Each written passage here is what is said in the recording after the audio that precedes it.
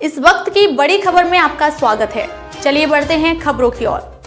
Ward 29 में नगर निगम की कार्यवाही पर हंगामा, एक महिला की मौत, सैकड़ों परिवार बेघर होने की कगार पर। रायगढ़ वार्ड 29 के कायाघाट, जलपारा और प्रगति नगर में नगर निगम द्वारा 12 जून तक मकान खाली करने के नोटिस जारी करने से निवासियों में भारी तनाव और आक्रोश फैल गया है। इन क्षेत्रों को राष्ट्रीय गंदी बस्ती घोषित कर अतिक्रमण हटाने की कार्यवाही की जा रही है, लेकिन स्थानीय नागरिकों का कहना है कि यह कार्यवाही कानून और नैतिक रूप से अनुचित है।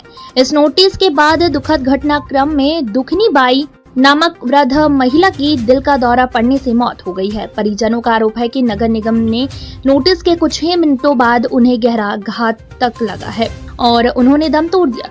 वहीं गंगाबाई बंजारे की मानसिक स्थिति ही बेहद खराब है। परिवार का कहना है कि घर टूटने की आशंका से वो बीते कई दिनों से गहरे तनाव में है। निवासियों की आपत्ति, क्या यह एक तरफा और गैर कानूनी कार्यवाही है? स्थानीय लोगों का आरोप है कि वो प्रधानमंत्री आवास योजना सहित अन्य शासकीय योजनाओं के तहत आवंटित प्लांट या निर्माण सहायता से अपने घरों का निर्माण कर चुके हैं। अब इन्हीं घरों को अवैध बताकर हटाया जाना उनके साथ अन्याय है। संविधान के तहत प्रत्येक नागरिक को सम्मानपूर्वक जीवन जीने का अधिकार प्राप्त है, जिसमें आवास का अधिकार भी सहमति है। नदी की सीमा को लेकर विवाद, निवासियों का गंभीर आरोप है कि नगर निगम द्वारा नदी की सीमा को मोहल्ले के अंदर तक बढ़ा चढ़ा कर दिखाया गया है, जिससे अधिकांश मकान अतिक्रमण की जद में लाए जा रहे हैं।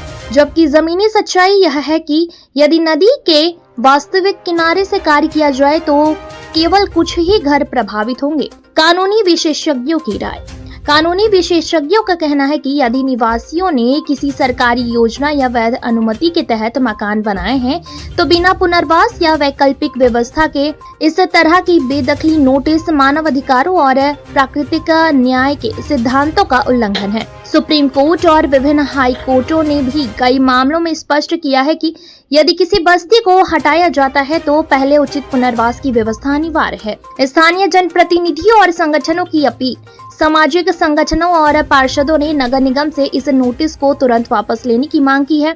उनका कहना है कि निगम को पहले स्थानीय सर्वे, जन सुनवाई और वैकल्पिक पुनर्वास योजना की व्यवस्था करनी चाहिए थी।